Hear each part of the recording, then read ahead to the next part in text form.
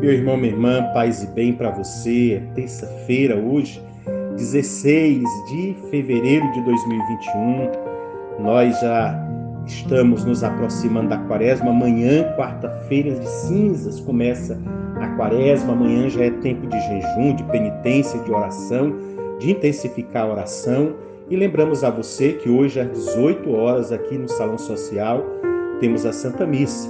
E amanhã, quarta-feira de cinzas, às 17 horas na Capela Santa Rosa de Lima, às 19 horas aqui na Igreja Matriz, você vem receber as cinzas e iniciarmos assim a quaresma, já com o dia de jejum, de penitência, de oração, de intensificação da caridade.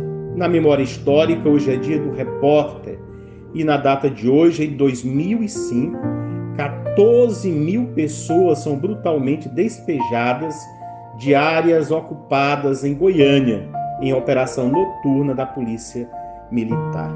A nossa memória histórica.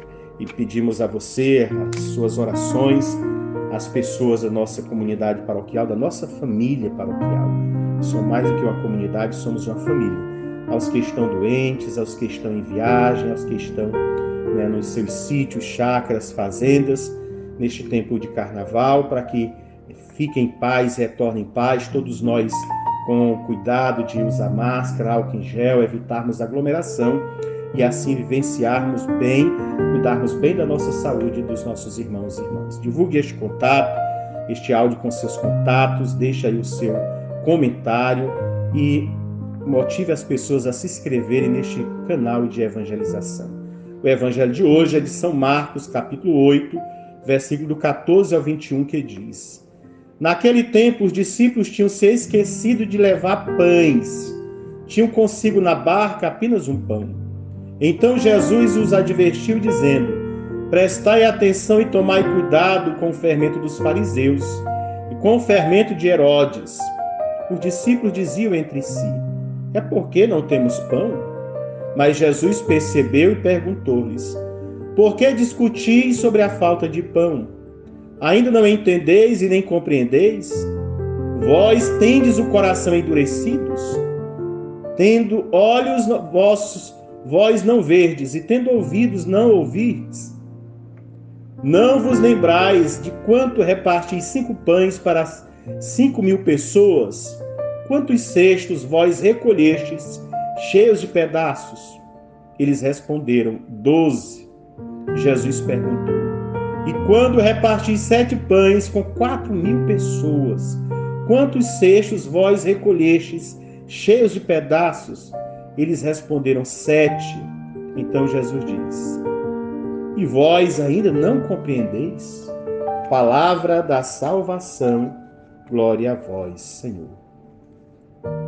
Meu irmão, minha irmã, o pão de Jesus se contrapõe ao fermento dos fariseus, em relação a qual Jesus pede que os discípulos se acautelem.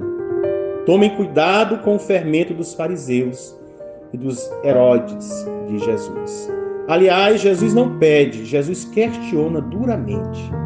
Parece uma metralhadora de repetição esse trecho.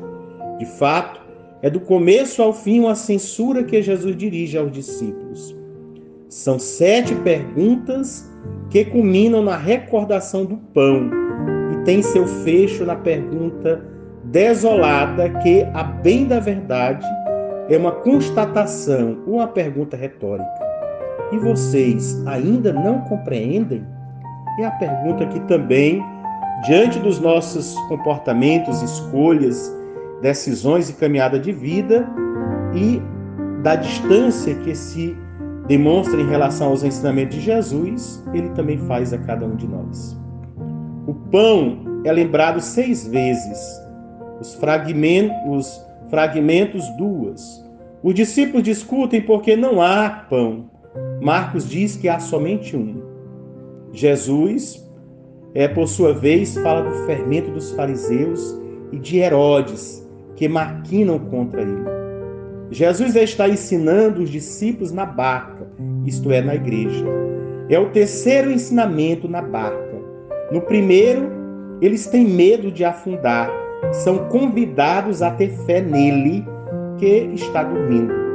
No segundo, eles pensam que Jesus seja um fantasma e ele os convida a reconhecê-lo no pão que tinham recebido como eu sou. No terceiro, o de hoje, o único pão se choca com a nossa surdez, com a nossa cegueira e incompreensão. Na verdade, todos, amigos ou inimigos, temos o coração duro. Não vivemos do seu pão, mas do fermento dos fariseus. O fermento que matará Jesus. Mas sem fermento não se faz pão. Se nas duas primeiras cenas haviam tempestades, nesta é o próprio Jesus que, com suas perguntas, desencadeia a tempestade. Sua intenção não é desencorajá-los com tantas reprimendas, mas convencê-los de sua cegueira, de modo que, como cego de Jericó, eles possam pedir-lhes: Senhor, que eu veja de novo. E não caiam na tentação de pedir-lhes, como os discípulos de Zebedeu, uma posição de poder no seu reino. Nos dois casos, a pergunta de Jesus é a mesma: que quereis que eu vos faça? A resposta é que, diametralmente, é oposta uma da outra. A lógica é muito simples. Quem não sabe, não quer. Quem não quer, não pede. Quem não pede, não consegue. Precisamos saber que somos cegos, para podermos querer e pedir o dom da vista, isto é, a fé que salva.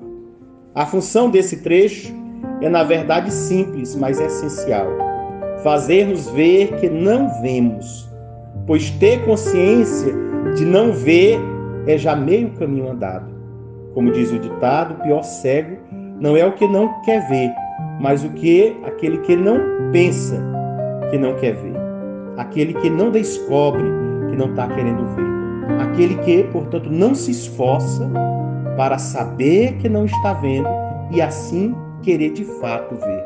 Peçamos, portanto, que Jesus nos cure das nossas cegueiras espirituais e que, nos curando das cegueiras espirituais, nós possamos, descobrindo o seu amor por nós, ao ponto que abre os nossos olhos e nos dá a capacidade de ver, vendo, nós escolhamos e optemos por Ele, que é o nosso Senhor e Rei.